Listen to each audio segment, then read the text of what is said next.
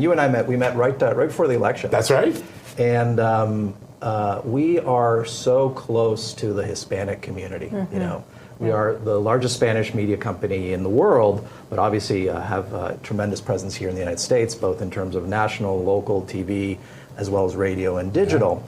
And leading up to the elections, you know, Hispanics looked to us for information. You know, we knew how it is that they were leaning. It was clear from us, based on our information, that the Hispanic vote is no longer a purely Democratic vote. Right. You know, it's an issues-led vote. And in so many places around the United States, you know, if you look at LA, the #1 news network in LA is Univision. Not Spanish news network, news network. You know, ABC, NBC, CBS. So Hispanics turn to us, you know, when you got fires in LA or floods in Texas. So we are really the trusted voice and the trusted platform for Hispanics. And for YouTube TV to make a decision literally a month before our distribution deal expires, and they come to us and they say, you know, we no longer want you on the general market package. And just to explain what that means, it means that there's an $83 bundle that includes, right now, the 5 major media companies. We're one of the 5. Obviously includes ABC, CBS, NBC, and Fox. They, for the last 4 years, have been distributing our network, have been highlighting that Univision is available on the platform.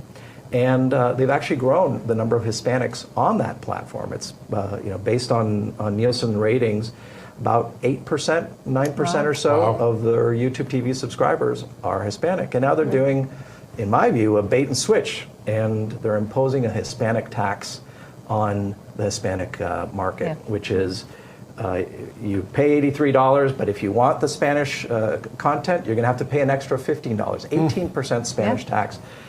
And yet at a time where the Hispanic market is so important, you know, not only in terms of demographics, but also politically, that's why it's such a head scratcher to me. It is indeed. And the nature of the way they came at this does not seem like a good faith effort. But I want to rewind to election season, because it's not like Univision held a very, very friendly, glowing interview with President Trump. You guys gave equal voice to a lot of candidates, didn't you? That's absolutely right.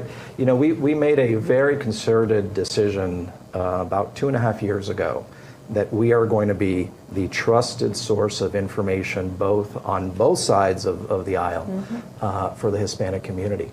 And we brought President Trump on in late 2023 for an interview. We also had President Biden at the time did an interview. So we gave equal access time. And then we were the only network to have both President Trump and Vice President Harris do town halls on our network, because they know that that's the best way to reach the Hispanic market. So to categorically remove us off that general market package and imposing that Hispanic tax is the wrong thing to do for a community that is important. It's growing, obviously politically very important, particularly as you lead up to the midterm elections. And it's also a demographic that, you know, to impose a viewing tax on them, it's just the wrong thing to do.